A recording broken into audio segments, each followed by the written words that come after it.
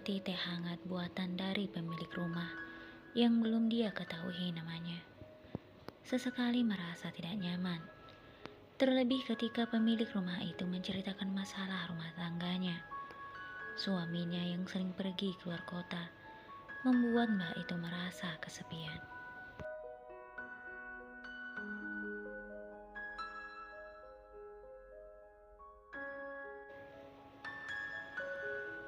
Meskipun seluruh pakaiannya masih basah karena hujan, tetapi Joko merasa lebih baik setelah meminum secangkir teh hangat. Ia pun berniat untuk berpamitan kepada pemilik rumah itu untuk melanjutkan perjalanannya ke kota. Oh ya Mbak, terima kasih banyak atas tumpangan dan juga teh hangat buatan Mbak ini. Sekarang aku merasa lebih baik. Jadi, izinkan aku untuk melanjutkan perjalanan ke kota.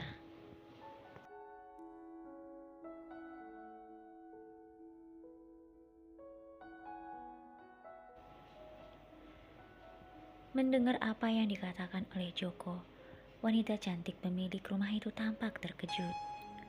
Melanjutkan perjalanan, tetapi di luar masih hujan, kata wanita itu. Joko tersenyum.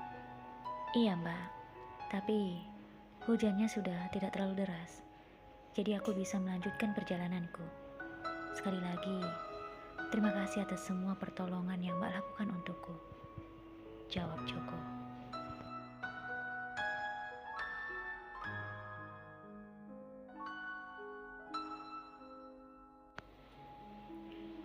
Ketika Joko hendak berdiri, tiba-tiba saja wanita itu menggenggam lengan Joko dengan erat sambil menatapnya. Tunggu dulu. Maaf, aku belum tahu siapa namamu. Dan kamu pun belum tahu siapa namaku. Joko yang tadinya merasa sangat terkejut dengan perlakuan Mbak itu, kini kembali tersenyum, lalu mengulurkan tangannya. Namaku Joko Mbak, aku dari desa. Aku ingin pergi ke kota untuk mencari pekerjaan.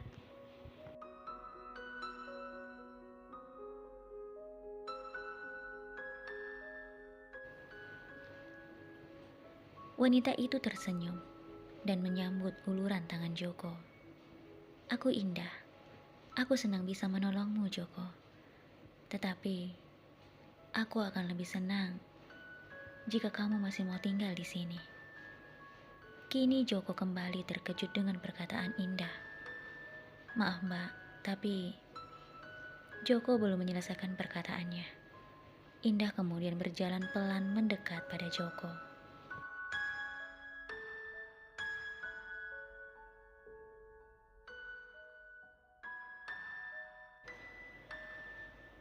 Joko pun berdiri dengan tubuh yang terlihat kaku. Dia tidak tahu harus berbuat apa. Indah semakin mendekatinya. Dan kini Indah pun memeluk lengan Joko, lalu berkata, "Aku tahu apa yang kamu pikirkan, Joko. Tetapi, aku tidak peduli. Sebagai balas budi karena telah menolongmu, aku hanya ingin kamu tetap tinggal di sini. Aku tidak meminta apapun selain itu. Aku harap kamu mengerti."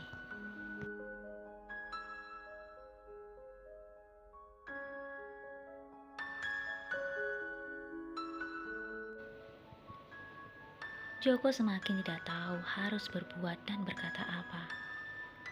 Joko lalu mencari cara agar Indah melepaskan pelukannya tanpa menyakiti perasaan Indah. Dengan perlahan Joko melepaskan tangan Indah yang melingkar pada lengannya, lalu berkata dengan lembut, "Maaf Mbak, pakaianku basah. Kalau Mbak memelukku seperti ini, Mbak juga bisa basah."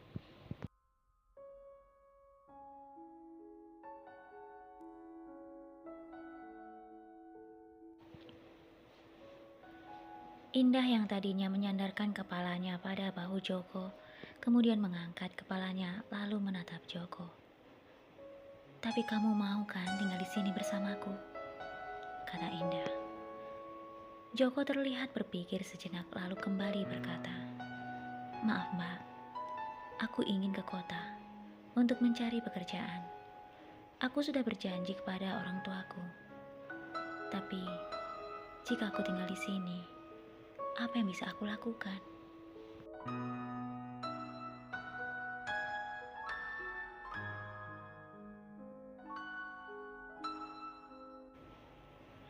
Indah tersenyum dan menatap Joko. Di sini banyak pekerjaan yang bisa kamu lakukan, Joko.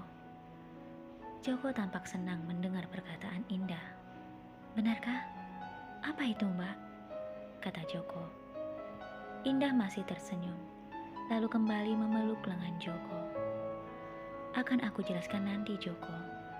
Yang terpenting, sekarang kamu harus berjanji padaku bahwa kamu akan tinggal di sini dan tidak akan pernah meninggalkan aku, seperti yang dilakukan suamiku padaku.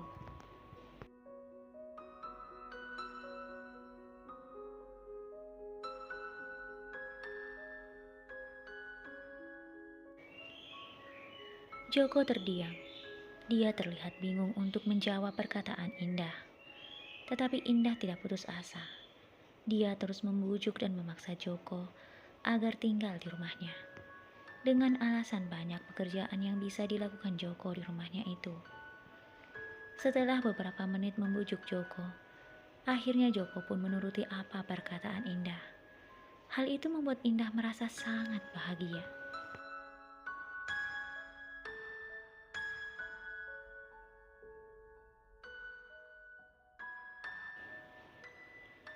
Setelah berhasil membujuk Joko, hal pertama yang dilakukan Indah adalah mengajak Joko masuk ke dalam. Setibanya di dalam, Indah berdiri di hadapan Joko dan membelai wajah Joko. Joko, pakaianmu sangat basah. Pergilah mandi dan ganti pakaianmu yang lain. Jika tidak, kamu bisa masuk angin. Joko terdiam. Indah kembali mengulang perkataannya. Hingga akhirnya Joko lagi-lagi menuruti perkataan Indah.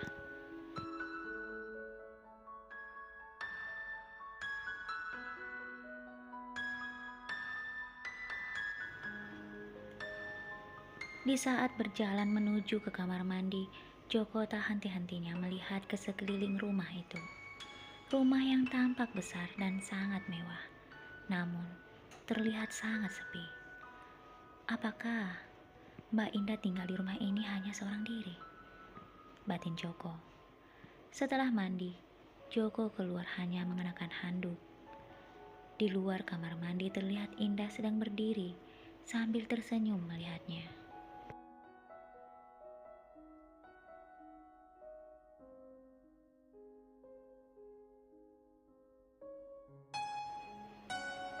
Indah berjalan menghampiri Joko, dan setibanya di depan Joko, Indah menyerahkan pakaian untuk Joko. Setelah itu Indah meminta Joko untuk memakai pakaian itu di dalam sebuah kamar. Joko menuruti perkataan Indah. Joko berjalan masuk ke kamar itu dan berhenti tepat di depan pintu lalu menoleh pada Indah yang saat itu juga sedang melihatnya sambil tersenyum.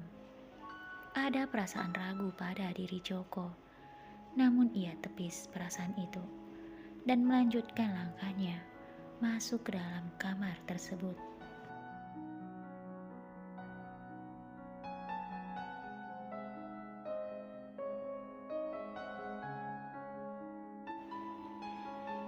Di saat Joko sedang memakai pakaian, tiba-tiba saja seseorang memeluknya dari belakang dengan sangat erat. Dan orang itu adalah Indah. Joko tersentak dan berkata, "Apa yang Mbak lakukan?" Indah menatap Joko lalu berkata, "Mengapa kamu berteriak, Joko? Aku hanya memelukmu. Itu saja." Joko kembali berkata, "Tapi Mbak," sebelum Joko melanjutkan perkataannya, Indah langsung mendaratkan bibirnya pada bibir Joko.